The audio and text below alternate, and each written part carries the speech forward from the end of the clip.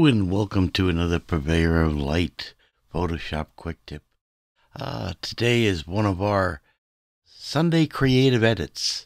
So we're going to get a little crazy and wild and out of the box thinking and try to make something creative today. So I'm all set. I've got a big cup of coffee here. So let's dive in.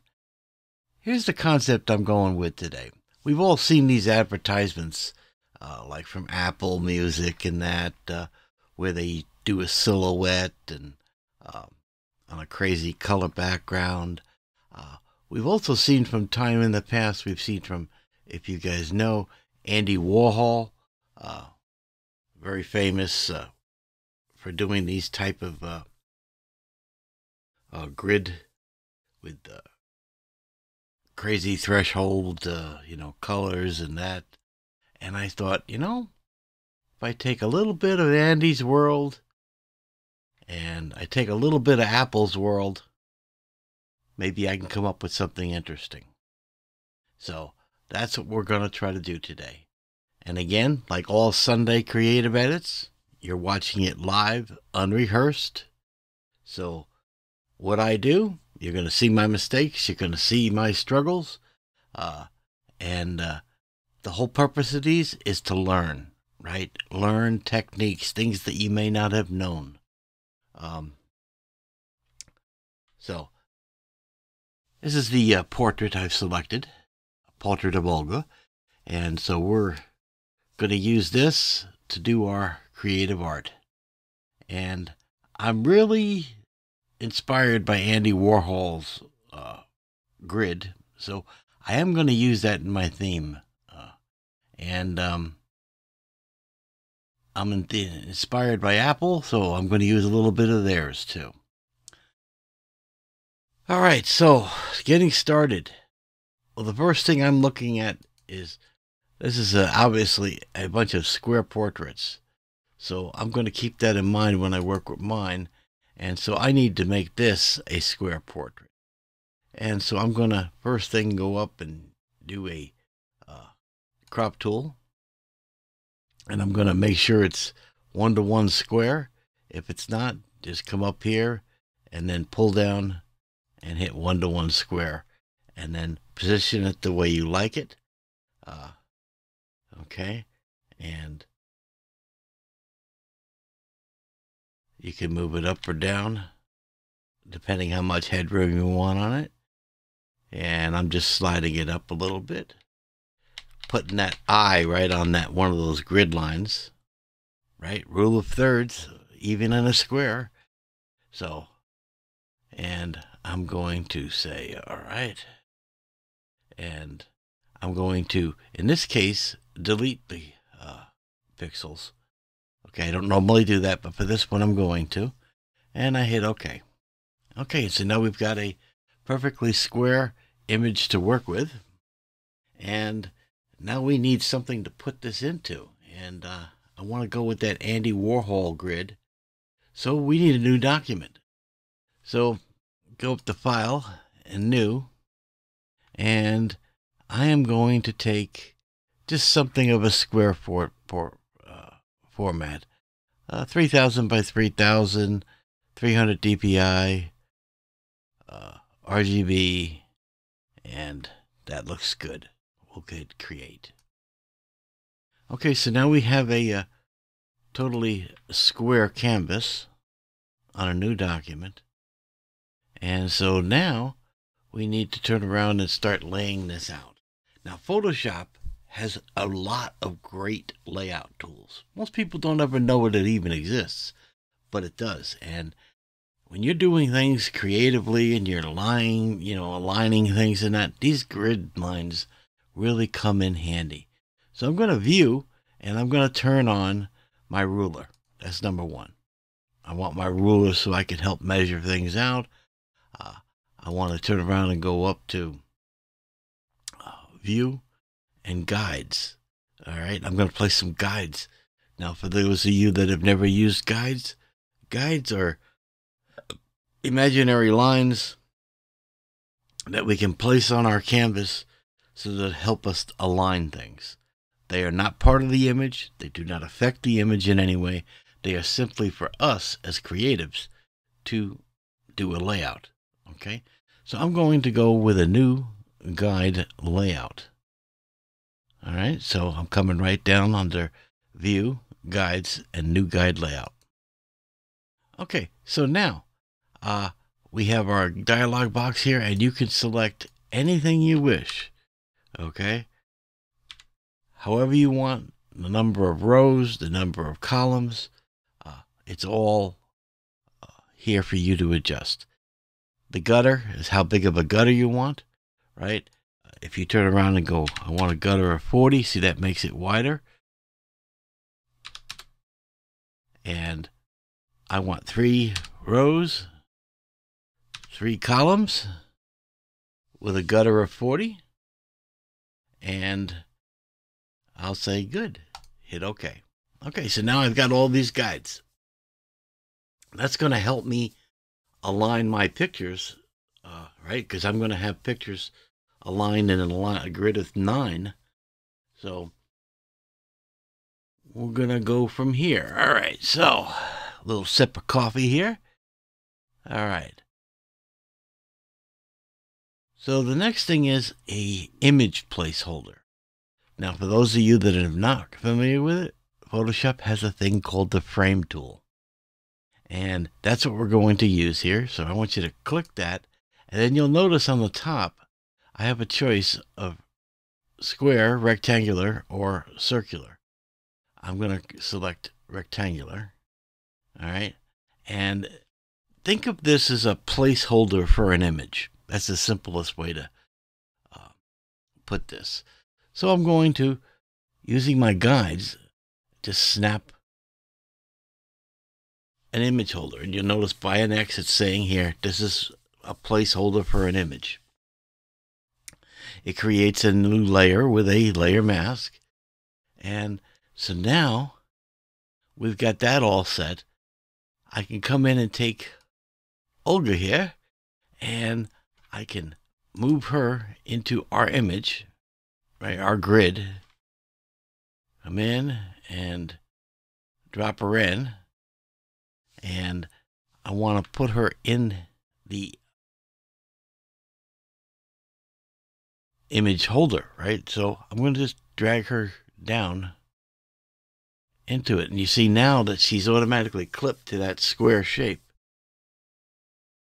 All right, so now all we need to do, we can also see the bounding boxes here of her actual size of the images is too big. So we need to size that. Command or Control T, and that enables us to size her image up. Okay. And just come in and do an adjustment. And you do this until you're happy.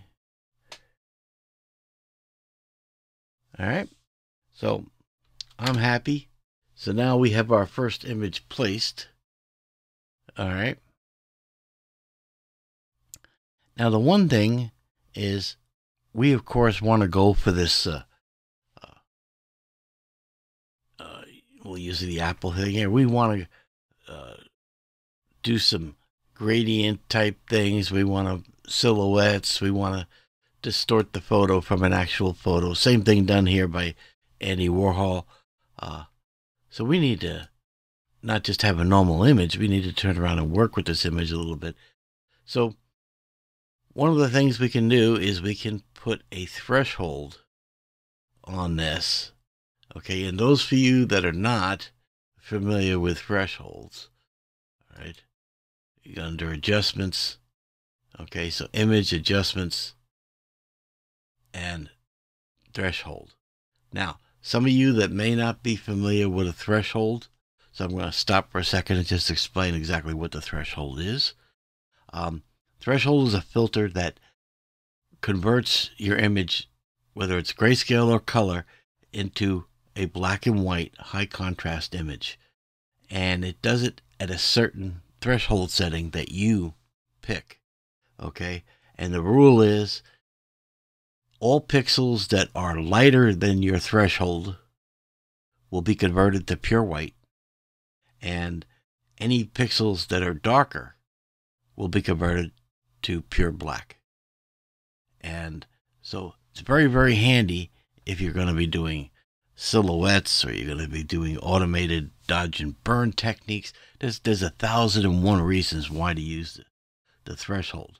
But for us, we're going to do a little abstract with the threshold. So I'm going to hit the threshold, and you'll notice this little dialog box opens, and you see what happened to our image right away. If I go left, I lose more detail. If I go right, I have more detail. Okay, I can block it up anyway. Now, what do we want for the correct setting today? Absolutely subjective. I'm going for an abstract, so I'm going to probably going in for a good combination of detail and that. Okay? And I think that's a pretty good detail of that. I'm going to just resize this because I didn't think she was smaller, but we'll just leave it as it is. All right, so we've got the threshold on it. And yeah, I'm just not pleased with the... Yeah, I'm not. I'm sorry. This is the creative process. I'm looking at the image and I just wasn't happy with the framing. Command or Control T, and or maybe I'm going to take her up.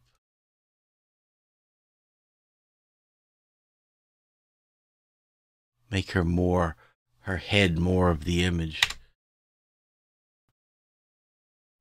Okay, so that got placed there. I just enlarged it by free transform. I wanted her head to fill the frame a little more in the square. So, okay, that looks better to me. So now we're going to go ahead and move on. So now we have a total of 9 images to do, and I'm not going to make you go through doing this 9 times. I'm going to teach you a little trick. Okay, so if we want to duplicate an image or whatever, a shape or whatever we're trying to do, there's a way in Photoshop to automate this. Make it very easy. So I'm selected on the layer that I want to duplicate, right, but in a different location.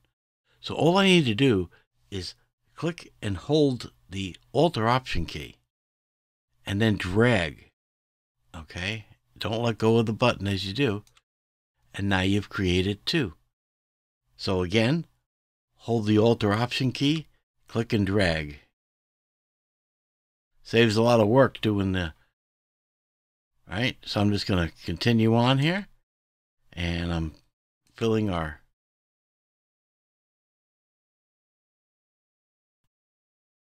And there we are. Hey, that's much easier to duplicate an effect. Plus, it's done all the hard work for us. And get that off screen. And so now we have all these layers. Okay. So now all we need to do is we need to do some of that Andy Warhol color treatment, right? Because we've got the pieces of the wood, the apple. So now we want to bring in some Andy Warhol's crazy colors and that. And I says, okay, what would be the best way to do that? And I'm thinking in this one here, probably a gradient map. Okay, I think it'd be the easiest. And a gradient map is simply just the ability. I'm going to go to the top layer and I'm going to hit gradient map. Now, if you don't see this, okay, people freak out because they don't see it in their particular version. I just undid that. If you don't see this adjustment panel, you can go up to View and Window and hit Adjustments. Okay, and that'll turn it on for you. Or, like everything else in Photoshop, there's 6 different ways to do the same thing. You could come down and you could come down to your adjustment layer and then do a gradient map right here. Okay? All of them get you the same effect. So, as it opens up, the first time it's going to fill a gradient, whatever the default is. Yours may be black and white. Yours may open up like this. Okay? And no wrong or right. And now this is your creative side. This is what you want to call your Andy Warhol inspiration, right? So I'm going to click on the gradient, and we have a stop here on black, and we have a stop on white. Or another way to look at it is the shadows and the highlights, right? If I turn around and leave it on black, but I change the highlight, I could click on that, go to the color, and let's pick a yellow. And look at that. It's mapped from black to yellow. That's why I like gradient maps for this particular situation. So I think that looks pretty good. All right, one little problem we got. We have this gradient map layer above one layer, but we don't want it affecting every other picture. So we've got to restrict it to just the picture below what we're working on. Well, we do that by doing a clipping mask, right? We clip the layer to the bottom layer. So this gradient map, I want it to only affect the layer below. All right, so how do we do this? Well, we just simply could click here in the properties box, and this will clip the layer. Okay, so if we do that, look at that. Now it restricts just to that area. Now you notice that a little down arrow comes in, and now this is clipped to that layer only. I'm going to undo it because I'm going to show you a different way of doing it too. So on the gradient map, we're affecting the whole thing. If we hover, hold the Alt or Option key, and we hover right on the line, and you'll notice that a little down black arrow shows up in a white box. If we click, it does the same effect. It creates a clipping mask. Okay, so that layer will only affect the layer below. All right, so that's a really good tip for your creativity. So there we go. We've got it. So we can close this up, and all we do now is, like I said, we do our Andy Warhol creativity. So we've done this for this one. We come down to the next layer. We can do a gradient map. We can do that by going to adjustments, or we could come down to adjustments here. All right. I want you to get comfortable with Photoshop, okay, because that's the number one complaint people have when they're trying to learn Photoshop is, I can't find mine. Mine isn't like yours. Mine is missing, you know, and that's very frustrating to people, and I understand that completely. So the easiest thing to always tell yourself, if you can't find what you're looking for, just go up to the word window. All right? That's all you have to remember. Window, and then you can find whatever you're not seeing. Okay? If you don't see the adjustments here, look at my box. I have the adjustments. If you're not seeing the adjustments, look, mine's checked. But if I uncheck it, adjustments is gone. Right? So I'm frustrated. I go, well, this guy taught me this tutorial. Where's my adjustments? I don't see the adjustments. No problem. Go to Window and go to Adjustments. And my adjustments are there. So that applies to every single control in Photoshop. All right? So never panic. Never stress out. Life's too short to stress out anyhow. All right. So we've now got our second one. And we're going to do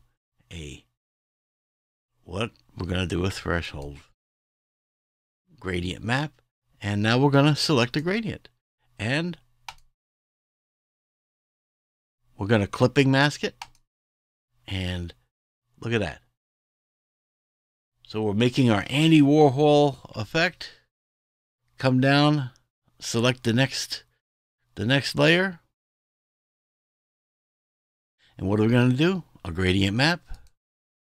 We're going to come in and we're going to select another one. But we're always going to come in and make sure that the background color is always black, because that looks best. Okay. Clipping mask. And there we go. See how we're building the effect? Okay, so now I'm going to speed this up. So I'm just going to keep repeating the same process, coming down through my layers, and I'm going to put in a threshold. I'm going to select a gradient, put a thing in, and then I just click on and I can select a color. Come in and say, what color would I like this one? Oh, maybe I want this one to be blue.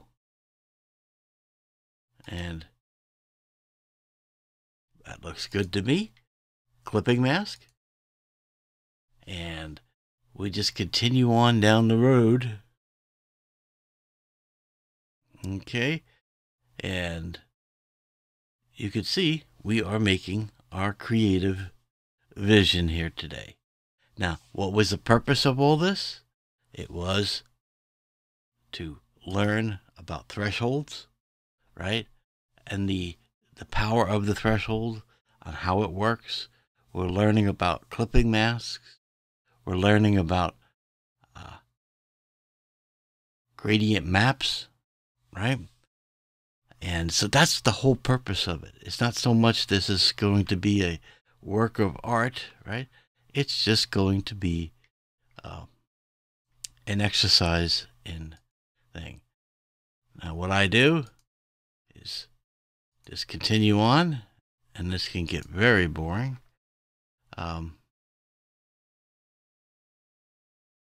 Actually, I'll leave that. And okay, so there is our finished Mona Lisa, as I say. And creative? I'm not too happy with it, but hey, it was meant as an exercise in just having a little creative juice. Nothing more. We took our image, we made something creative. We learned some techniques. We learned about guides. We learned about thresholds. We learned about clipping masks. And you take all these things, and now you run with them in doing your various other projects, and you'll find a use for all of these things.